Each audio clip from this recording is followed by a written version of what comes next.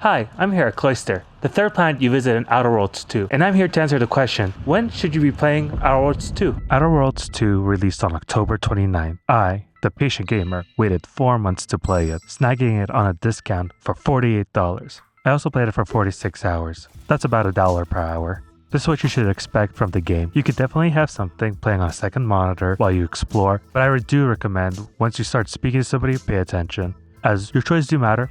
The main story is a strong point of this game. I enjoyed the path it led me on. The side content was satisfying enough. Got to talk to people who are pro-corporation. It's ripe for exploitation. Is there a more beautiful phrase? Got to talk to people who are pro-authoritarian. People are unproductively prone to unhappiness. We remove this self-sabotaging flaw so they can fully appreciate the ample bounty we provide, free of doubt and worry. Got to talk to people who are pro-math. The last one is better. Alone asked, our seer has predicted you must wear a helmet today. I borrowed one, as a laugh. Everybody ribbed me about it. Just after lunch, wind picked up on the cliff above and dropped a mock apple 152 meters straight down onto my head. Fortunately, I still had that brain case on. I think alive is a notable improvement on dead. The gunplay in this game is also pretty good. I went the route of sneaking and trying to kill everything first, but I really started having fun when I threw that whole notion away. I started looking at encounters in 2 stages. Stage 1, sneak into an advantageous position, stealth killing everybody in my way, of course. And then step 2, take the first shot and all hell breaks loose while I mow down everyone. Outer Worlds 2 definitely brings the value, with its solid combat and main story. I greatly appreciate it respecting my choices. This doesn't mean it doesn't have its pitfalls. For example, its exploration. Not much to really find.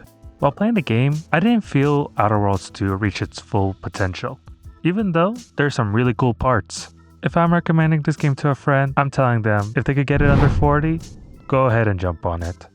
You're getting a first-person shooter with a character builder, a persona you could adapt, and a game that counts for your choices. So when you go out for that quest, multiple ways to get through it. See somewhere you need to get to, multiple paths. And the main storyline, pretty good. You chase a person, planet to planet, and end up in a universe-ending plot. Really enjoyable. There are a few side quests that were memorable. Talking to this old guy, taking commands from this young guy. All the quests fit the world and did their job.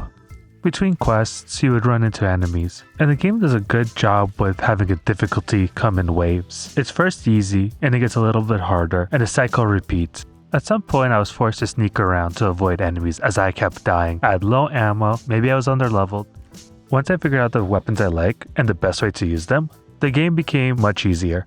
I played on normal difficulty, and died maybe a handful of times. I did run away from some fights. This is a game that acknowledges your actions. Side with a faction, kill, or show mercy, manipulate, or find an alternative path to achieve your success. Don't get it twisted, this game does not feel like a Cyberpunk, Witcher, GTA type of game. There's a lack of interconnectivity in the game. The easiest way I could say, the world doesn't feel lived in. NPCs will just stand there. When exploring, you won't find a hidden quest that turns into a massive one. This game feels like a playground with toys set up.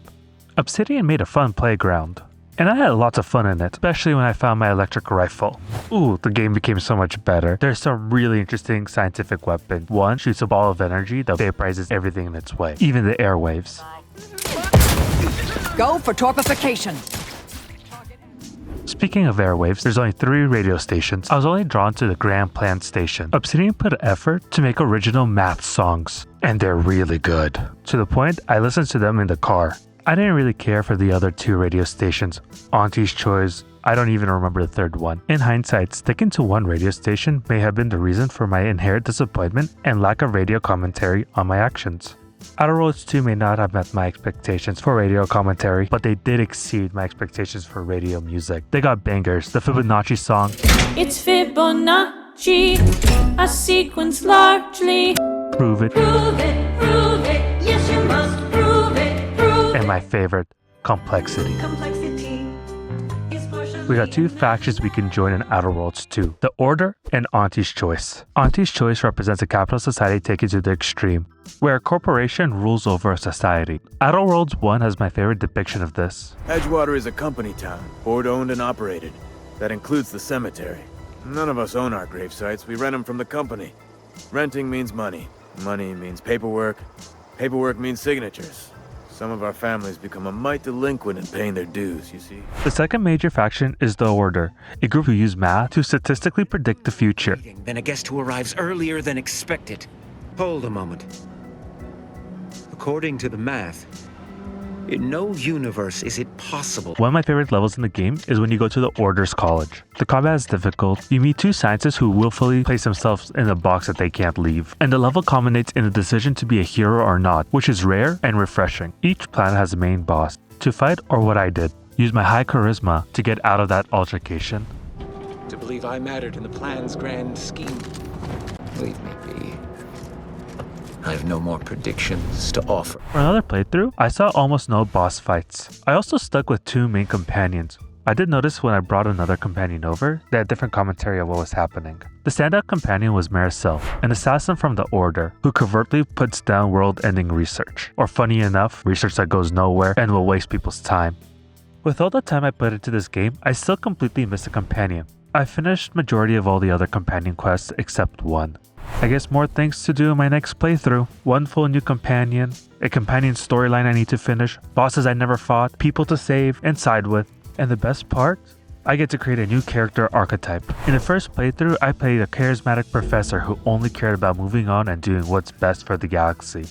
This time, I'll play an ex-convict who joined the Earth Protectorate as a plea deal, which means I'm gonna try to jump into combat a lot faster and closer, shoot more guns, and throw more grenades. Who will you be in Outer Worlds 2?